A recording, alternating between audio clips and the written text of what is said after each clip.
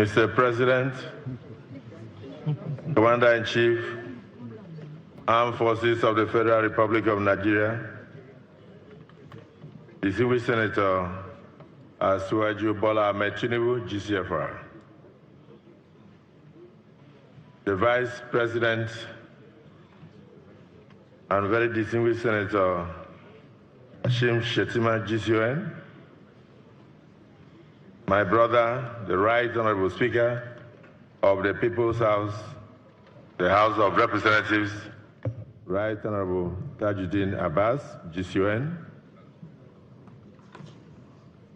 the Deputy Senate President, the Deputy Speaker, the principal officers of both chambers, our subnational leaders, the governors of the Federal Republic of Nigeria, led by the chairman of the Governors Forum and the governor of Kwara State, the governor of the APC, the governors of all the parties in Nigeria, particularly those who have become to join the Progressive Governors Forum, led by Governor Minor of Akwa Ibom State, the Chief of Staff and former Speaker, the Bajabia Amila, the distinguished Secretary to the Government of the Federation, our very hardworking ministers, the National Chairman of the largest party in Africa, Professor Nentawe Yedawa, and all the other party chieftains and leaders across the nation. Invited guests, clerk of the National Assembly, the clerk of the Senate, the clerk of the House of Representatives, the service chiefs, particularly members of Mr. President's entourage, gentlemen of the press. The protocol may not be in order, but please know that Almighty God has recognized your presence in these chambers. Can we say amen? Mr. President,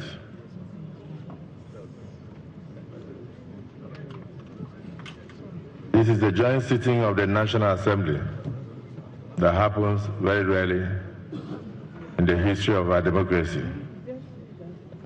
So we welcome you. Myself, my brother, the members, the senators, the joint National Assembly, we welcome you to this sitting. This is not your first time. You have had to address us in even periods that had nothing to do with the budget.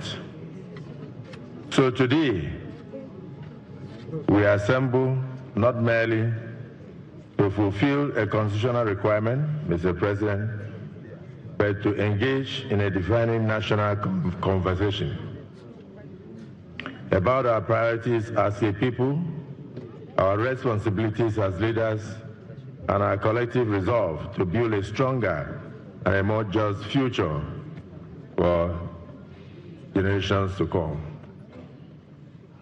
Your Excellency, our dear President,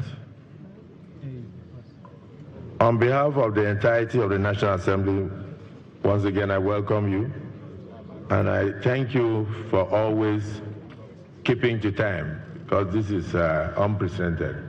I congratulate you. The members insist I should say so. You almost took us by surprise. This is your political birthplace, the cradle of your public service journey, and the crucible in which your leadership was tested, refined, and ultimately forged for national destiny. We equally extend our warm felicitations to our dear Vice President, himself a veteran of these chambers, who shares the history and memory of this hallowed chamber with you. We offer a warm and fraternal welcome to the Secretary to Government and another member of this hallowed chamber, members of the Federal Executive Council, our dear governors.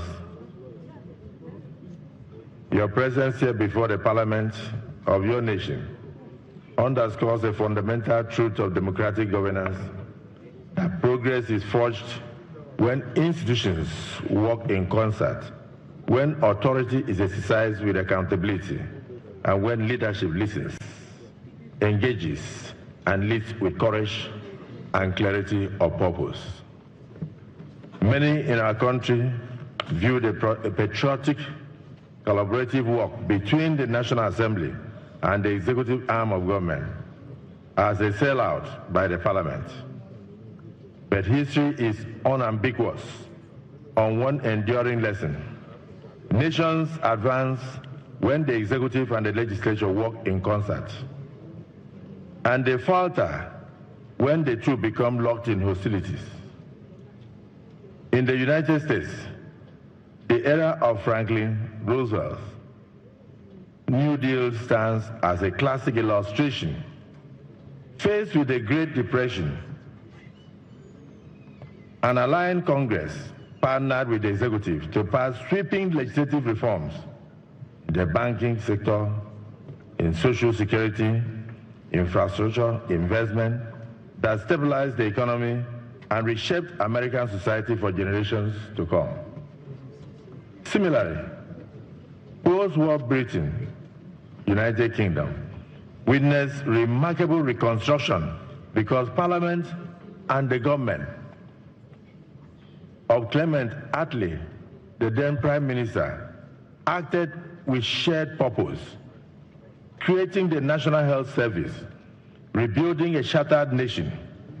In each case, progress flowed out from unanimity of opinions, but from institutional cooperation anchored in a common national interest.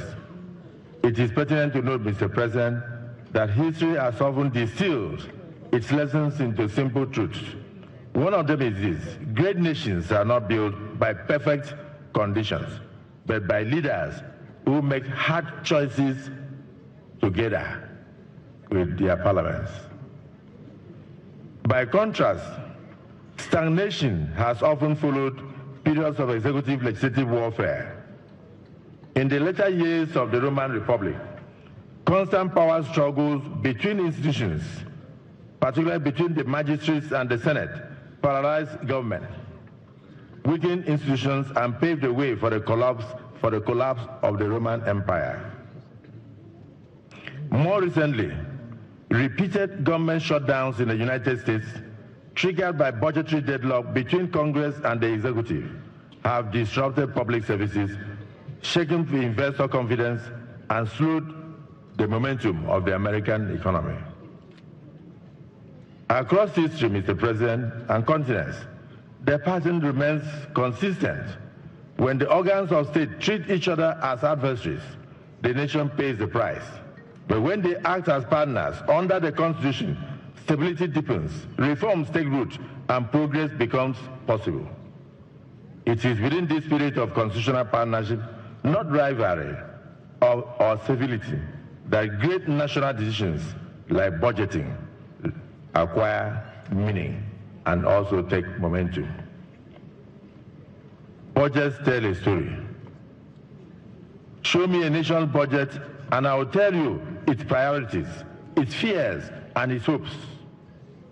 They reveal what a nation truly values, expose what it is prepared to confront, and chart the future it seeks to build.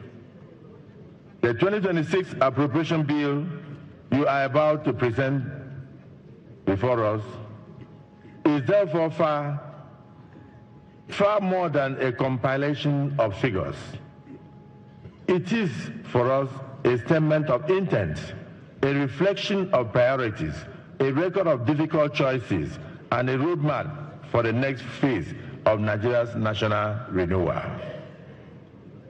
Over the past year, our country has navigated a period of significant transition in the midst of very difficult challenges. Families have felt the strain of rising costs. Businesses have adjusted to changing economic environment. Young Nigerians have asked hard and legitimate questions about opportunities, fairness, and their place in the nation's future. Insecurity has tested our collective resolve and reminded us that peace is not a gift that we inherit, but a responsibility that we must constantly defend. Yet, history also teaches us something enduring. Nigeria does not retreat in the face of difficulty, Mr. President. We confront difficulties. We confront it with resilience forged in adversity, with faith in our shared destiny, and with an unyielding belief that tomorrow can be better than today. From one generation to the next, this country has survived storms, not by surrendering to despair, but by standing together, reforming what must be reformed, and renewing our commitment to justice, inclusivity, and progress. This is not a season for cynicism. It's a season for optimism. Not a moment for resignation, but a call to responsibility by government, by institutions, and by citizens alike. Every challenge before us is also an invitation to build a more equitable economy, to secure our communities, to restore trust in public life, and to ensure that the promise of Nigeria is not postponed, but delivered today. The 2025 budget was introduced at a moment that demanded uncommon courage. It required confronting structural weaknesses long postponed, and it is important to place on record that the progress we are now witnessing under your administration, sir, has been achieved despite persistent skepticisms, relentless criticisms, and the loud objections of naysayers, and traducers, who doubted both the necessity and the result of these reforms. These were difficult decisions, yet necessary ones, and they reflect a leadership willing to choose a long-term national interest over short-term benefits and comfort. As a result, we are now witnesses to measurable gains. Government revenues are improving. Public finance is being managed with greater discipline and transparency. Strategic investments in infrastructure, energy, agriculture, name them, human capital, are laying a firmer foundation for sustainable growth in our dear country. Nigeria is regaining confidence within its borders and in the eyes of the international community. Over the last 1 year, the 10th Senate, working in concert with the National Assembly, its brothers, has recorded one of the highest levels of legislative output in the history of our nation, passing record number of bills, including landmark legislations on security, economic reform, governance, judicial administration, electoral integrity, infrastructure development, and social protection. Some momentous outcomes of this legislative productivity are bills that have fundamentally reshaped Nigeria's reform architecture. The Senate, working with the House of Representatives, passed critical security sector legislations that strengthen coordination among security agencies, enhance intelligence sharing, and reinforce the legal framework for combating terrorism, banditry, and transnational crimes. Far-reaching economic and fiscal reforms.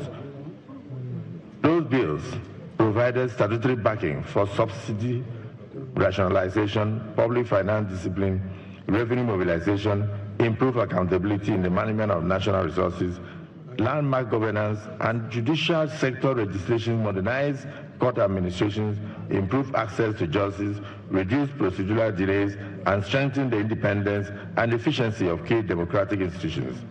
Electoral and political process reforms are also being looked into to deepen the transparency, safeguard electoral integrity, and reinforce public confidence in democratic outcomes. In addition, transformative infrastructure, energy, and social protection legislation laid the legal framework and foundation for accelerated capital inflow into our dear country. The power sector reform, housing delivery, targeted support for the vulnerables, collective decisions, not merely adding to the statute books, but translating reform and intent into enforceable policy, stabilized governance, providing the legal scaffolding upon which your government is recovering the long-lost trust that Nigerians had for government. Prosperity is on the way under your renewed hope agenda, Mr. President. Progress still must be translated into prosperity, as you keep saying. Too many Nigerians continue to struggle with the cost of living. Too many young people seek dignified employment. Too many communities remain burdened by insecurity. Whenever we lose anyone to insecurity, a senator, a representative, or anyone of our constituents, we share in the pain of the bereaved families. And you do so too, through the various visits that you have made to the Middle Belt and other places, Mr. President. Very painfully, I want to say, may the souls of all those who have lost their lives due to terrorism and organized attack on our country rest in perfect peace. We do not see these tragedies as mere distant statistics, but as human lives, fathers and mothers, sons and daughters, whose safety is the first duty of your administration, both at the national level and at transnational level. That is why the National Assembly remains committed to partnering with you, to working closely with you, to strengthen the legal and budgetary frameworks that support our security agencies, enhancing oversight to ensure accountability, and working in concert with the executive to confront the roots of insecurity with clarity, firmness, and compassion.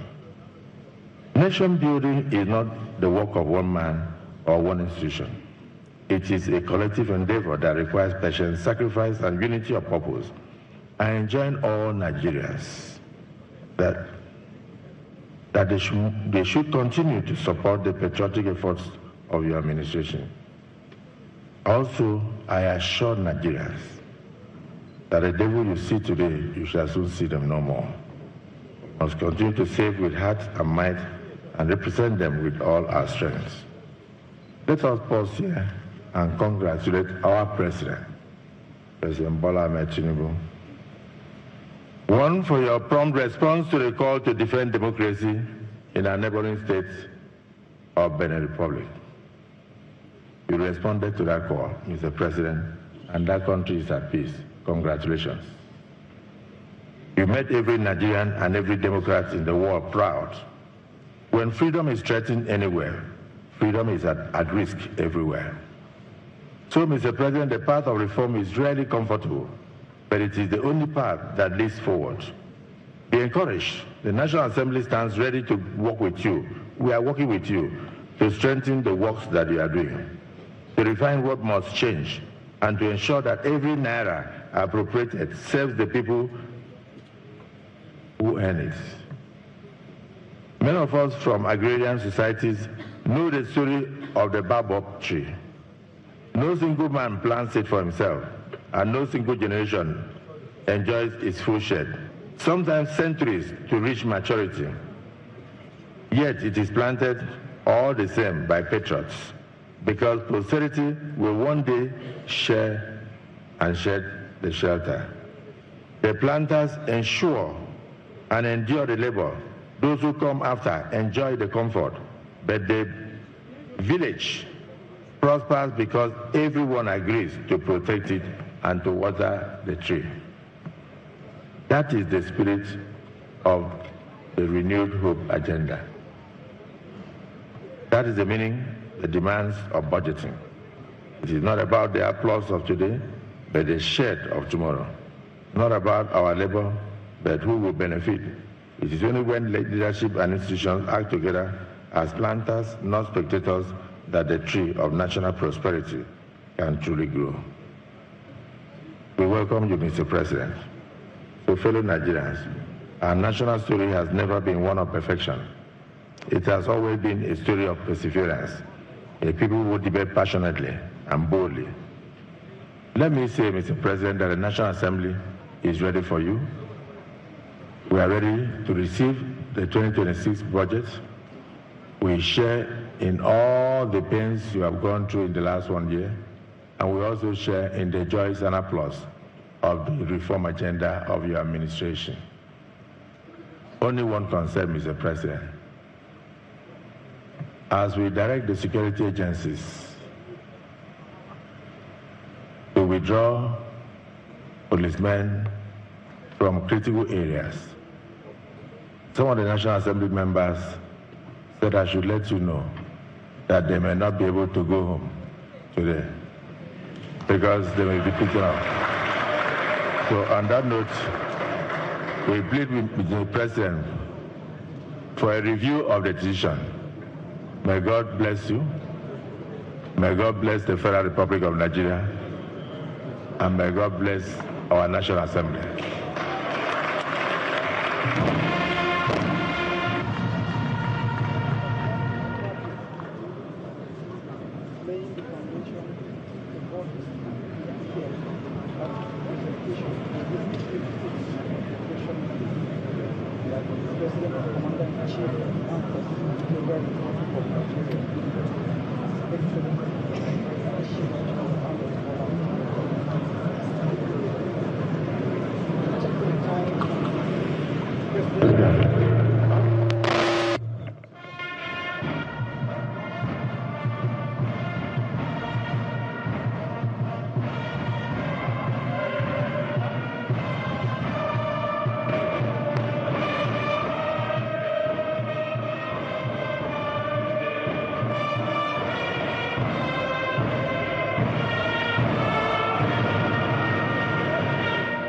Thank you very much.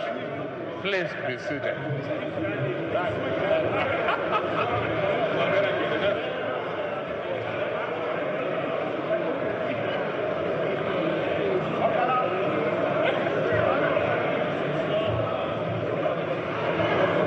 The Senate President, the Speaker, the Vice President, the House,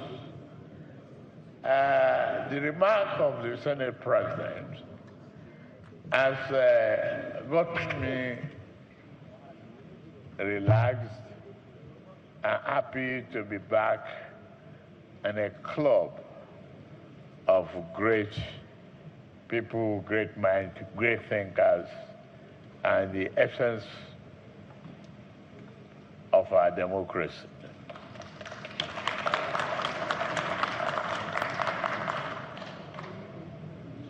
Members of the cabinet that are here, Your Excellencies, the governors, past and present, members of this honorable hallowed chamber. It's good to be back.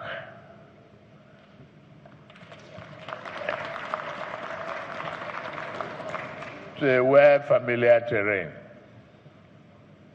Ladies and gentlemen, and fellow Nigerians, I am here today to fulfill an essential constitutional obligation by presenting the 2026 appropriation bill to this esteemed joint session of the National Assembly for your consideration.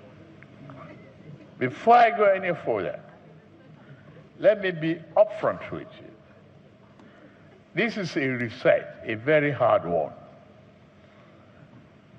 Avoiding abandoned projects, unpaid contractual obligations, and running a multiple budget, both inherited and unfulfilled mandates. It's a problem staring the nation. So we are terminating the habit of running 3 budgets on one inflow. By March 31st, 2026, All capital liabilities from previous years will be fully funded and closed.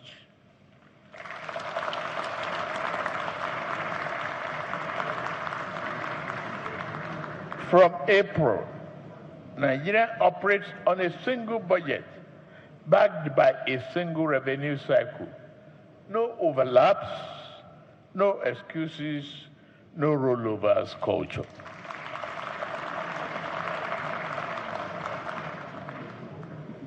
This budget presents a defining moment in our national journey of reform and transformation. Over the last 2.5 years, my government has methodically confronted long-standing structural weaknesses, stabilized our economy, rebuild confidence, and lay a durable foundation for the construction of a more resilient, inclusive, and dynamic Nigeria.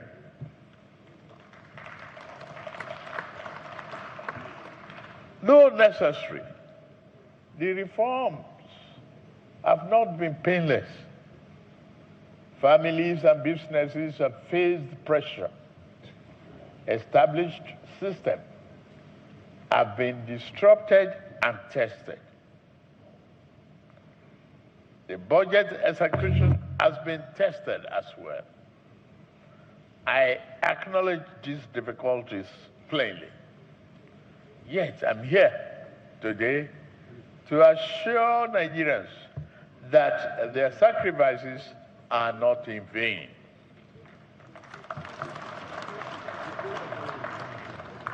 We are already out of that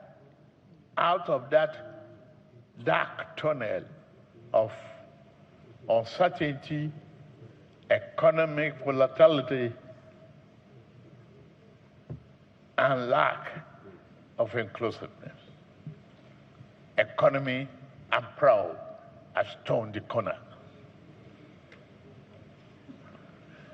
Though the path of reform is seldom smooth, but it is the surest route to lasting stability and shared prosperity.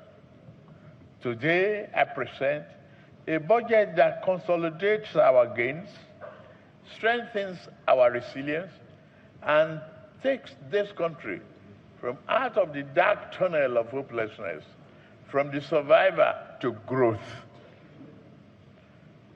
The 2026 budget is themed budget of consolidation, renewed resilience, and shared prosperity. It reflects our determination to lock in macroeconomic stability, deepen competitiveness, and ensure that growth translates into decent jobs, rising incomes, and a better quality of life across every corner of Nigeria and for every Nigerian. Mr. Chairman, the leadership of the National Assembly, while the global outlook continues to improve, this budget aims to further strengthen our Nigerian economy to benefit all our citizens. I am encouraged that our reform efforts are already yielding measurable results. One, our economy grew by 3.98% in the third quarter of year 2025, up from 3.86% in the third quarter of year 2024, year in, year out. Inflation has moderated for 8 consecutive months, with headline inflation declining to 14.45% in March 2025. With stabilizing food and energy prices, tighter monetary conditions, improving supplier responses. We expect the deflationary trend to persist over the year 2026 or rising, barring major supply shocks. Item 3. Oil production has improved, supported by enhanced security, technology development, and sector reforms. 4. Non-oil revenues have expanded significantly through better tax administration. Thank you for passing the tax bill. Investor confidence is returning, reflected in capital inflow, renewed project financing, and strong private sector participation. Our external reserve rose to a 7-year high of about $47 billion as of last month. That provides over 10 months of import cover and a more substantial buffer against shocks. These outcomes are not accidental or luck. They are the consequence of our difficult policy choices. Our next objective is to deepen our gains in the pursuit of enduring and inclusive prosperity. Mr. Chairman, distinguished members, our 2025 budget implementation faced the reality of a transition and competing execution demands. As of the third quarter, 18.6 trillion naira in revenue, representing 61% of our target. That's poor. And 24.66 trillion naira in expenditure, representing 60% of our target.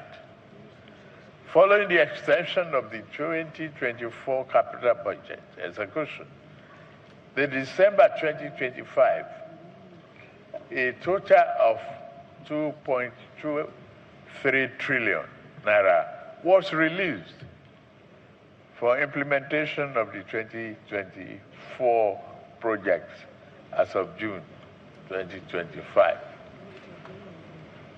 While physical challenges persisted, the government met its key obligations. All key obligations are met. However, only 3.10 trillion naira, about 17% of 2025 capital budget, was released as of the third quarter, reflecting the emphasis on completing priority projects. All the 2024 capital projects during the transition period. Let me be clear, 2026 will be a year of stronger discipline in budget execution. I have issued directives to the Honorable Minister of Finance and Coordinating Minister of the Economy, the Honorable Minister of Budget and Economic Planning, the Accountant General of the Federation, and the Director General of the Budget Office of the Federation to ensure that the 2026 budget is implemented strictly in line with appropriated details and timelines.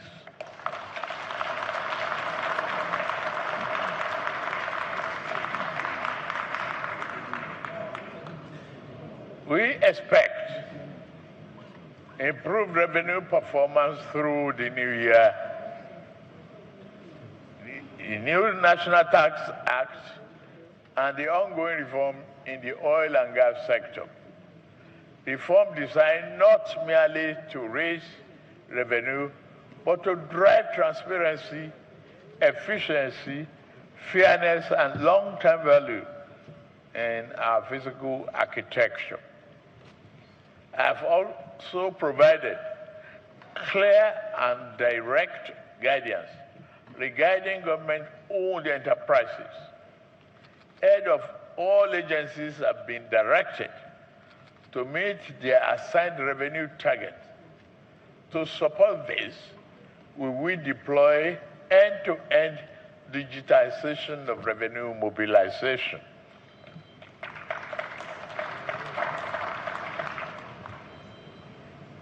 Standardized e-collections,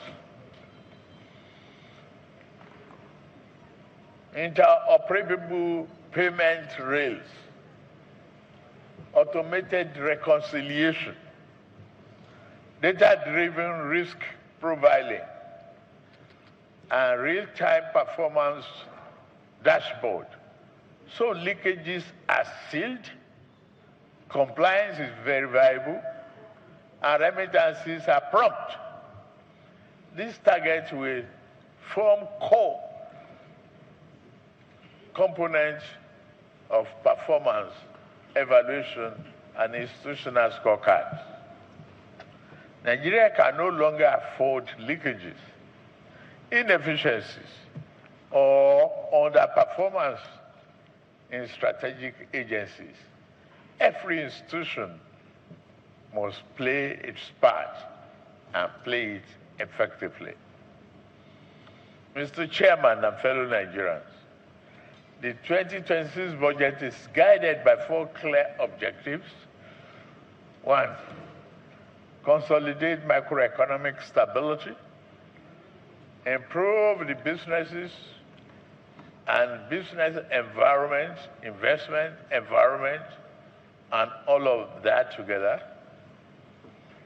Promote job-rich growth and reduce poverty, and strengthen human capital development while protecting the vulnerable.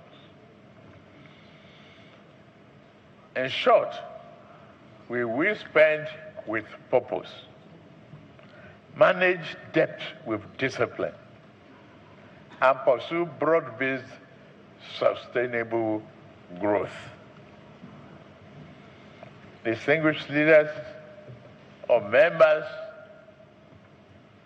the 2026 federal budget is anchored on realism, prudence, and growth. The key aggregates are as follows. Expected total revenue is 34.33 trillion naira. Projected total expenditure is 58.18 trillion naira, including 15.52 trillion naira for debt servicing. Recurrent non-debt expenditure is 15.2 trillion naira. Capital expenditure will be 26.08 trillion. The budget deficit is expected to be 23.85 trillion naira, representing just 4.28% of our GDP. These numbers are not mere accounting lines.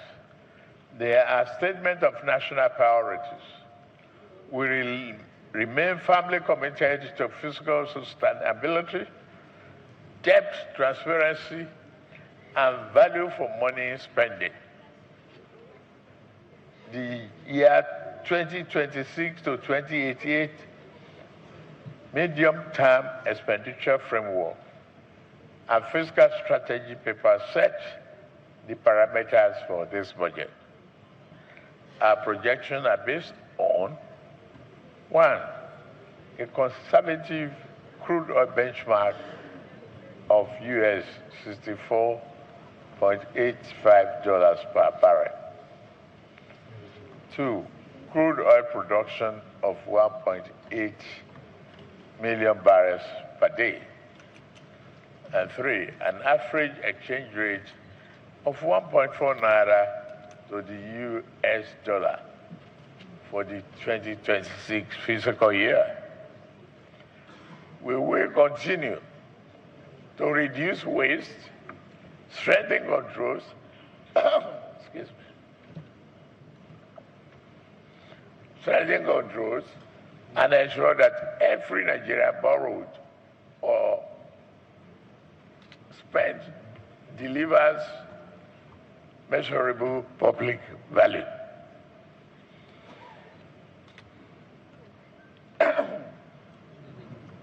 Our allocation reflects the Renew Hope agenda and the practical need of Nigerians. Key sectorial provisions.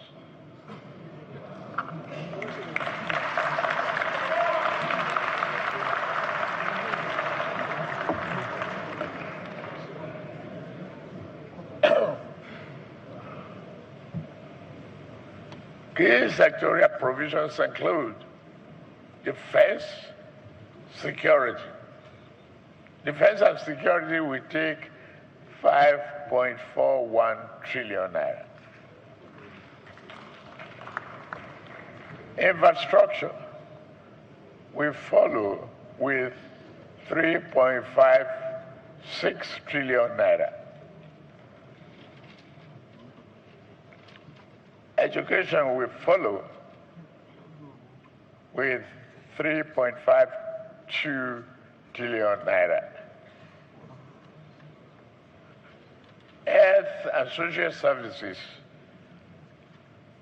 will be 2.48 trillion naira. These priorities are interlinked. Without security, investment will not thrive.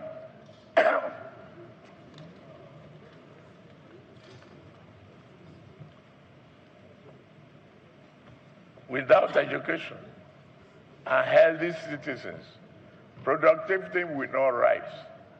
Without infrastructure, jobs and enterprises will not scale.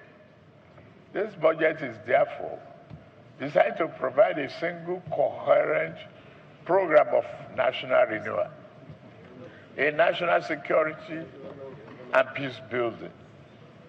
National security remains the foundation of development. The 2026 budget strengthens support for modernization of armed forces, intelligence-driven pricing and joint operations, border security, and technology-enabled surveillance and community-based peace building and conflict prevention.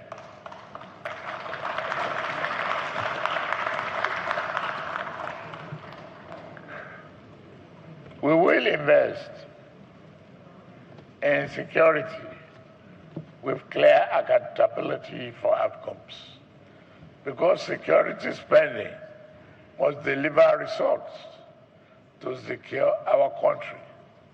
Our priority will remain on increasing the fighting capability of our armed forces and other security agents, boosting the effectiveness of our fighting forces with cutting-edge equipment and other hardware.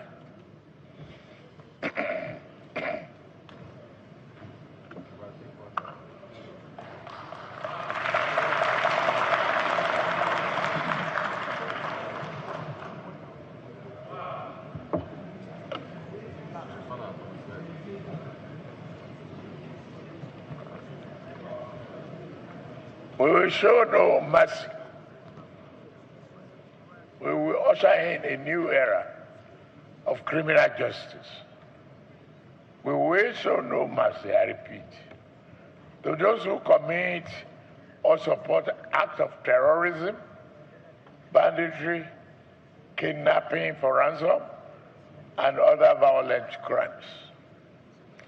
Our administration is resetting the national security architecture and establishing a new national counterterrorism doctrine, a holistic redesign anchored on unified command, intelligence gathering, community stability, and counterinsurgency.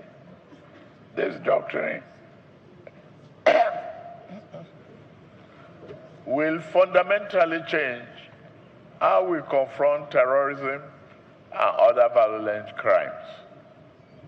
Under this new architecture, any armed group or gun-wielding non-state actors operating outside the state authority will be regarded as terrorists. Bandits, militia, armed gangs, armed robbers, violent cults, forest-based armed groups, and foreign-linked mercenaries will all be targeted. We will go after all those who perpetrated violence for political or sectarian ends, along with those who finance and facilitate their evil schemes.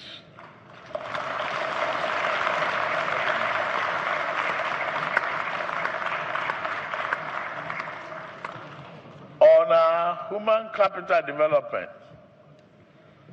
education and health, no nation can grow beyond the quality of its people. The 2026 budget strengthens investment in education, skills, healthcare, and social protection. In education, we are expanding access to higher education through the Nigerian Education Loan Fund. Over 780,000 students have been supported in partnership with 229 tertiary institutions nationwide. In healthcare, I'm pleased to highlight the investment in 6% of the total budget size, net of liabilities. I repeat, 6% of the total budget size, net of liability in healthcare infrastructure. We also appreciate the support of international partners, recent high-level engagements with the government of the United States. It has opened the door to a $500 million US dollars for health intervention across Nigeria. We welcome this partnership and assure Nigerians that these resources will be deployed transparently and effectively. The economic and productivity. Across the nation, projects of all shapes and sizes are moving from vision to reality. Go around, you will see it yourself. These include transport and energy infrastructure, port modernization, agricultural reform, and strategic investment to unlock private capital.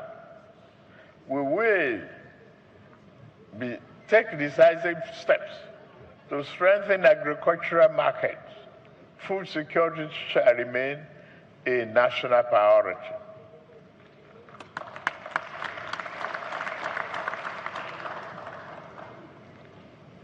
The 2026 budget focuses on input financing and mechanization, irrigation and climate resilient agriculture, storage and processing, and agro-value chain.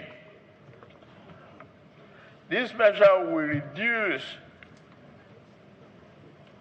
post-harvest losses, improve incomes for small-scale holders, deepen our skill, deepen agro-industrialization, and build a more resilient, diversified economy. In year 2026, the Bank of Agriculture plans to plant confidence back into our soil, mechanizing through 7 regional hubs, protecting harvest with fair prices and substantial reserves, providing affordable finance to millions of small holders and growing export value.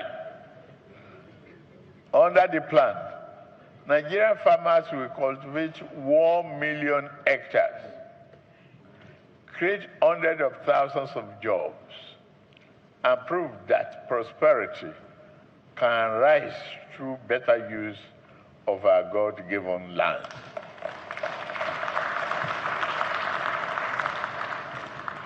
On procurement, starting in November last year, the government has embarked upon a comprehensive framework of procurement reforms. These reforms have enhanced efficiency and generated significant cost savings for the government, resulting in reduced processing times for government contracts and better enforcement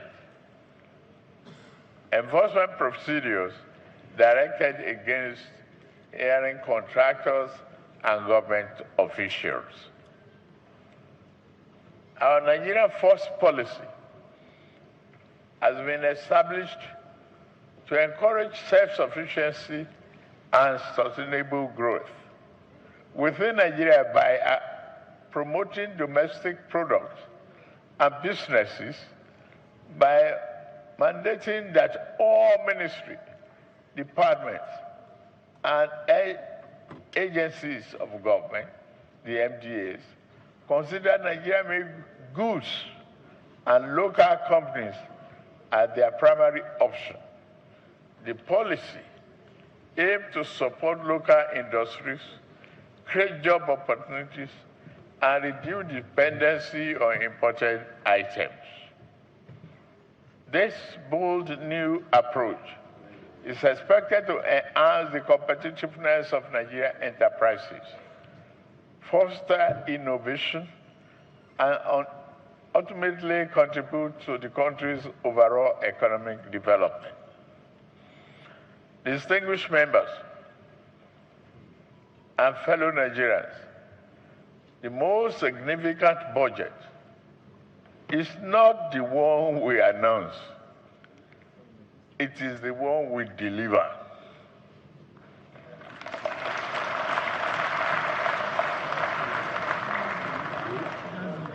Therefore, 2026 will be guided by 3 practical commitments: better revenue mobilization through efficiency, transparency, and compliance; better spending by prioritizing projects that can be completed, measured, and felt by the citizens; better accountability through strengthening of procurement discipline, monitoring, and reporting.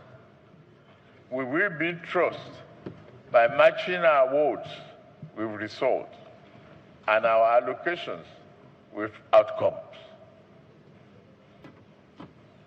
Dear honorable members, distinguished senators, members of the National Assembly, and fellow Nigerians, the 2026 budget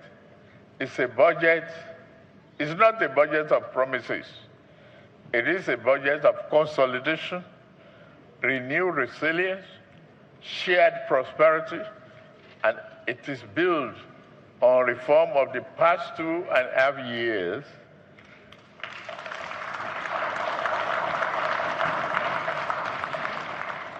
It addresses the emerging challenges and sets a clear path path towards a more secured, more competitive, more equitable, and more hopeful Nigeria. I commend the people of this country for their understanding, resilience, and my administration remains committed to easing the burdens of the transition to a more stable, prosperous nation. We promise to make sure that the benefits of the reform reach households and communities across the Federation. In united purpose between the executive and the legislature, and with the resilience of Nigerian people, we will deliver the full promise of renewed hope agenda.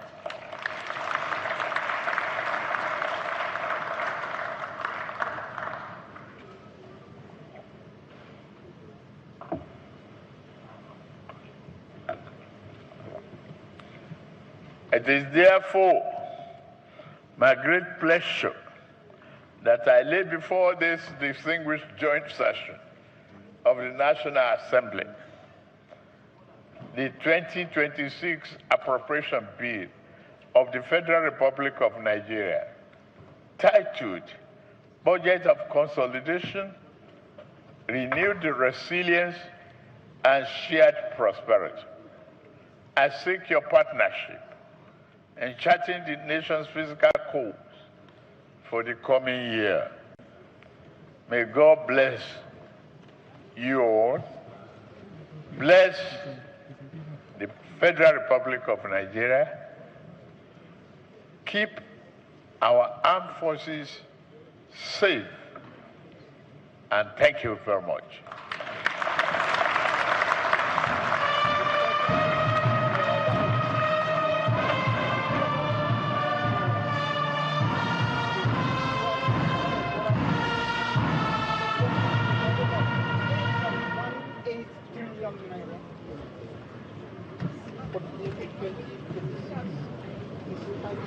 Budget of consolidation, renewed resilience, and shared prosperity.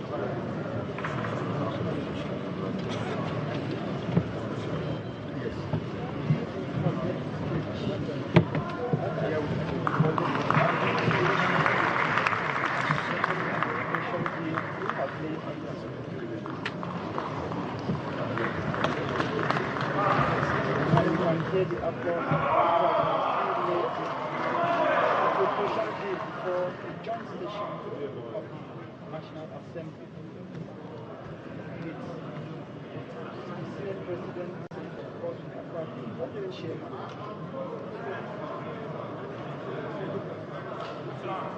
The budget, you understand, is one of taking 5.41 trillion naira, followed by 5 trillion.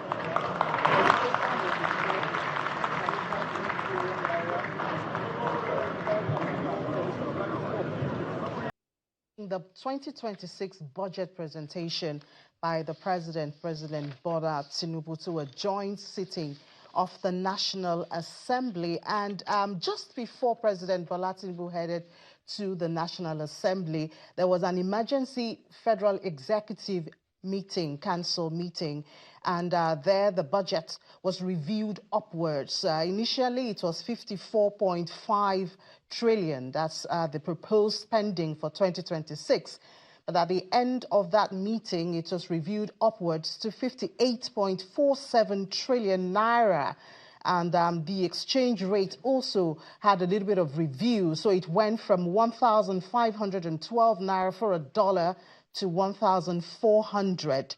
And this is the figure that President Bola Tinubu presented to the joint sitting of the National Assembly. And right there, he did emphasize at the beginning of his outing to say that priorities that will be given in 2026 would be dealing with abandoned projects, dealing with unpaid contractors, and also eliminating multiple budgets. In fact, he used the word terminating the era of multiple budgets.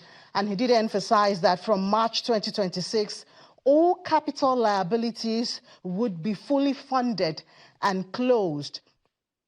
And 2026 April, Nigeria would see a single budget funding and revenue. So all others, unlike what was found or in existence in the year 2025, the President Bola Tinubu, has promised that the era of multiple budgetary will be terminated from April 2026. He promised that the budget is also aimed at confronting structural weaknesses. He talking about reforms and repealing the 2024 and the 2025 budget. And he did assure Nigerians that the sacrifices made so far have not been in vain, and the economy has turned the corner, so Nigerians should only expect good from now on. He promised that the 2026 budget is giving attention to a balance between macroeconomic stabilization and development imperatives, finding the gains of the macroeconomy sipping down to the microeconomy and to be felt by Nigerians. He said it's a budget of consolidation, renewed resilience, and shared prosperity. And so Nigerians can look forward to that.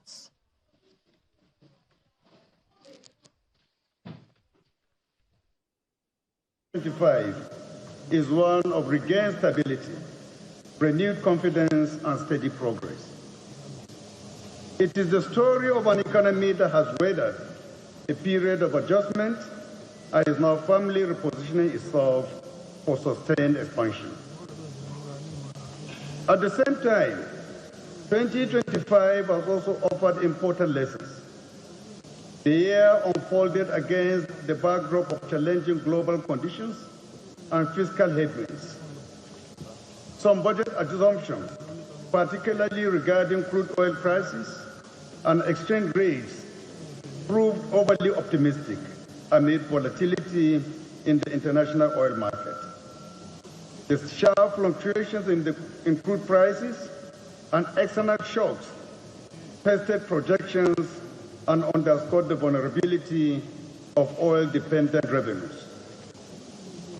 Mr. President, rather than weakening the reform agenda, these challenges strengthened it. They reinforced the urgency of realism in budgeting, discipline in execution, and diversification in revenue planning. They sharpened our collective understanding that credible budgets must be built on prudent assumptions and resilient frameworks. The gains of 2025 must be understood not as an end in themselves, but as the foundation for a more deliberate, realistic, and result-oriented 2026 budget. According to the National Bureau of Statistics, Nigeria recorded positive growth throughout the year, with real GDP growth approaching 4%, placing the country among the strongest performing large economies in sub-Saharan Africa. Mr. President, distinguished honorable colleagues, over recent months, inflationary pressures have significantly eased. Following the rebasing of the consumer price index, headline inflation has trended downwards, while food inflation has decreased due to improved agricultural output, targeted interventions, and more stable supply chains. Excellent indicator. The World Bank and the IMF recognize this development as evidence of restored macroeconomic credibility and more solid foundations for medium-term growth. Mr. President, distinguished colleagues, the challenge before us now is not whether reform is working, but how decisively its benefits can be consolidated and broadened. If 2025 was a year of adjustment and learning, 2026 must be a year of fulfillment. Growth must increasingly translate into jobs, higher incomes, and expanded opportunity. Fiscal discipline must continue to deliver fairness, efficiency, and visible impact.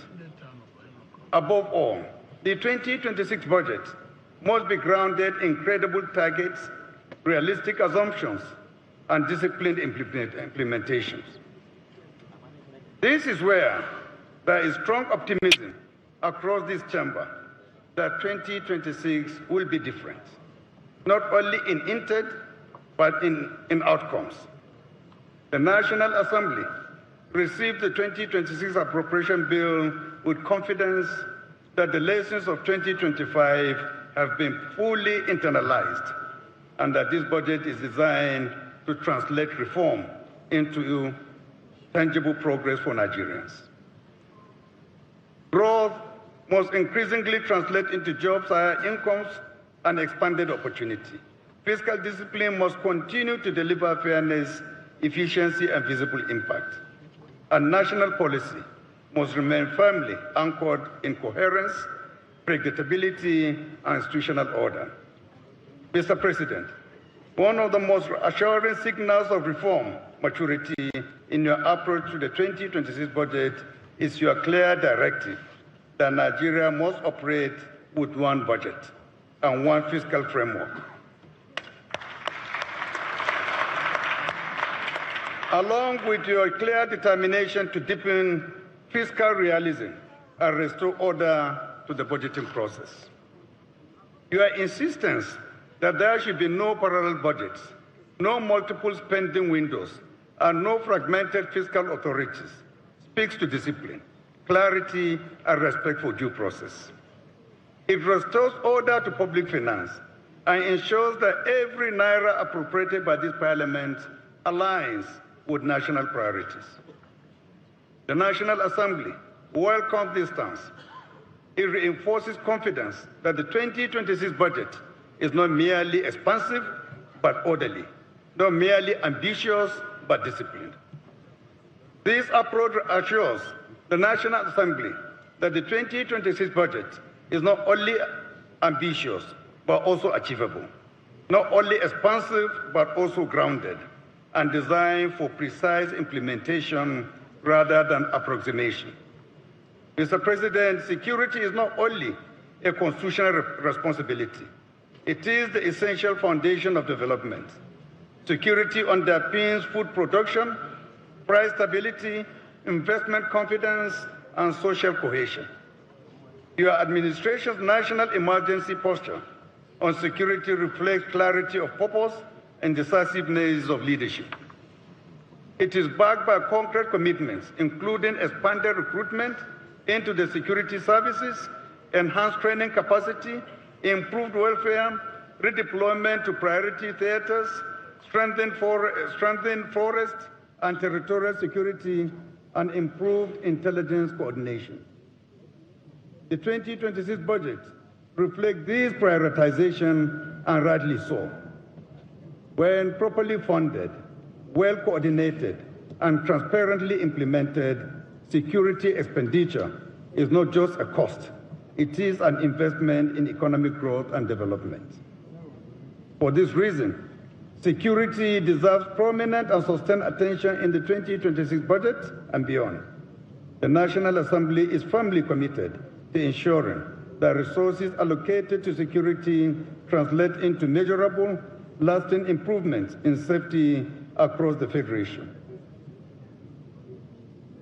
Members of the National Assembly serve as the primary ambassadors of the Renewed Hope Agenda. By anchoring a renewed hope agenda in the National Assembly, the agenda becomes a shared national mission, owned, communicated, and defended by the people's representatives across the Federation. Mr. President, distinguished colleagues, the 2026 fiscal year is also significant for implementation of new tax laws. These reforms represent a major step in state building. They broaden the tax base, enhance equity, simplify compliance, reduce leakages, and strengthen non-oil revenues. With these reforms, the 2026 budget is anchored in sustainable revenue rather than deferred obligations. It finances progress responsibly. A fair and efficient tax system underpins security funding, sustains social services, and guarantees the timely delivery of constituency projects. On behalf of the National Assembly, I offer this assurance. We will consider the 2026 appropriation bill with urgency, diligence, and patriotism. We will support reform that strengthen the national interest, scrutinize spending to ensure accountability, and insist that every naira budgeted by Mr. President delivers value to the Nigerian people. To Nigerians watching, the message of this budget is clear. Stability has been restored, confidence has been rebuilt, fiscal order has been strengthened, and the foundations for shared prosperity are firmly in place.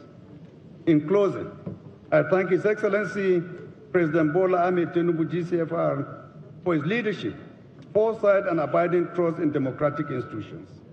I extend special appreciation to the President of the Senate, distinguished Senator Goswill Akpabio, GCON, for the uncommon leadership he has given to the National Assembly, and also for his partnership, statesmanship, and leadership.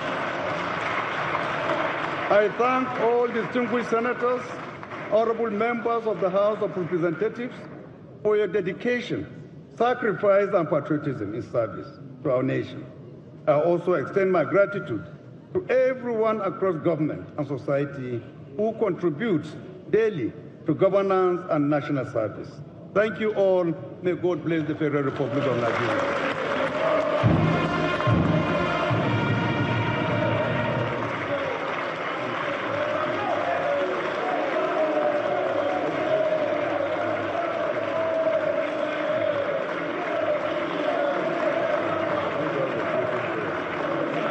We have done both the closing and the national anthem.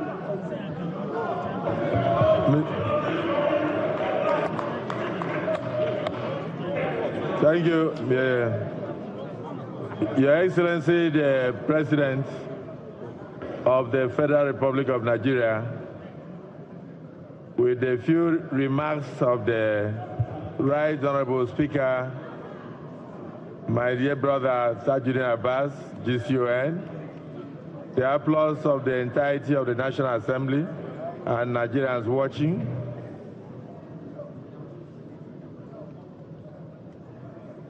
I want to state that all members and invited guests must remain seated immediately after the national anthem to enable the President to walk out without shuffling. And then we will do the needful. You will be escorted by two of our principal officers, Deputy Senate President and Deputy Speaker, and